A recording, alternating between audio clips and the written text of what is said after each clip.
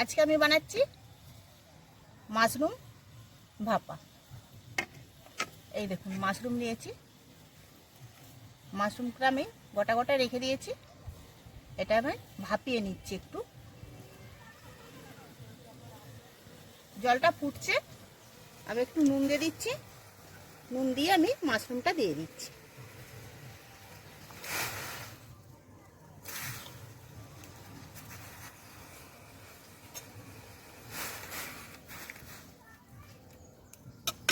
মাশরুমটা দিয়ে আমি একটু ঢাকা দিয়ে দিচ্ছি, হালকা করে আমি একটু ভাপিয়ে নিচ্ছি।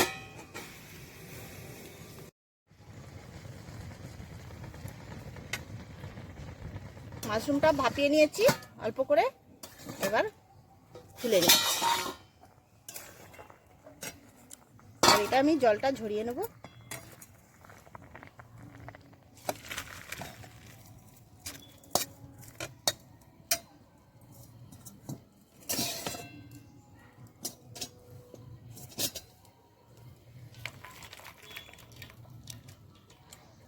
হালকা করে একটু ঠান্ডা করে দিয়েছি, যেহেতু আমি হাত দিয়ে মাখবো। এখানে আমি আদা আর কাঁচা লঙ্কা বাটা দিচ্ছি। 1 চামচ দিয়েছি আমি কালো সর্ষে বাটা, 1 চামচ দিচ্ছি পোস্ত বাটা,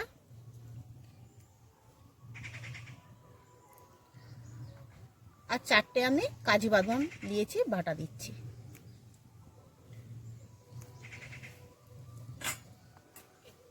এরপর দিচ্ছি আমি সরষের তেল।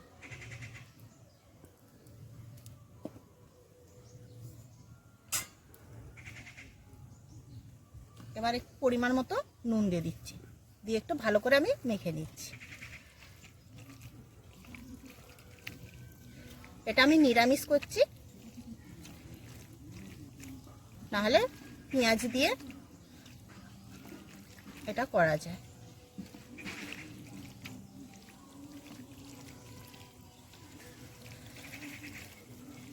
তো ভালো করে মেখে নিতে হবে।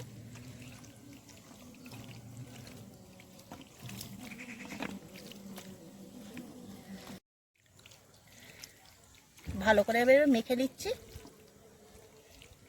যেন ভিতরে মশলাটা যায়।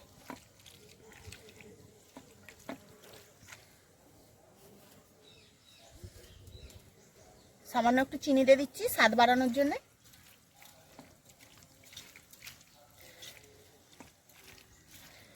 নিরামিষ হলেও খেতে সুন্দর লাগবে, অথচ পুষ্টিকর।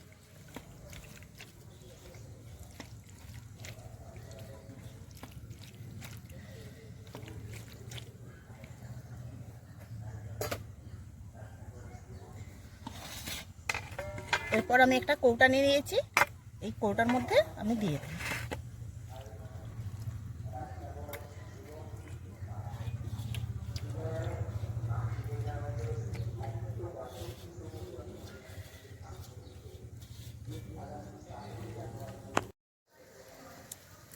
থালাটা ধুয়ে একটু জল দিয়ে দিচ্ছি।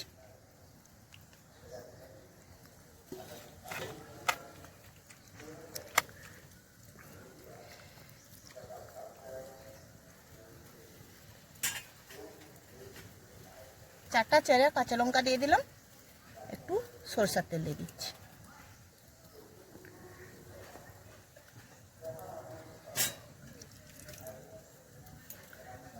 দিয়ে কৌটাটা বন্ধ করে দিলাম। এখানে কড়াই জলটা ফুটে উঠেছে, আমি জলের মধ্যে দিয়ে দিচ্ছি। দিয়ে এবার ঢাকা দিয়ে রেখে দিচ্ছি 15 মিনিট। 15 মিনিট পরে আমি খুলব। 15 মিনিট হয়ে গেছে, এবার আমি ঢাকনাটা খুলে দিচ্ছি।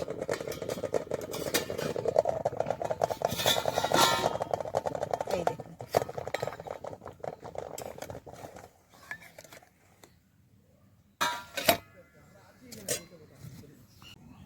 এরপর আমি ঢাকনাটা খুলছি।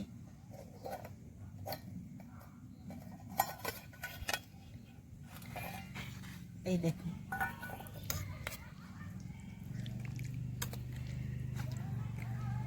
যে জলটা দিয়েছিলাম সেটাও শুকনো হয়ে গেছে।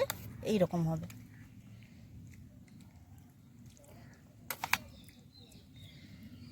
মাশরুম ভাপা একদম রেডি।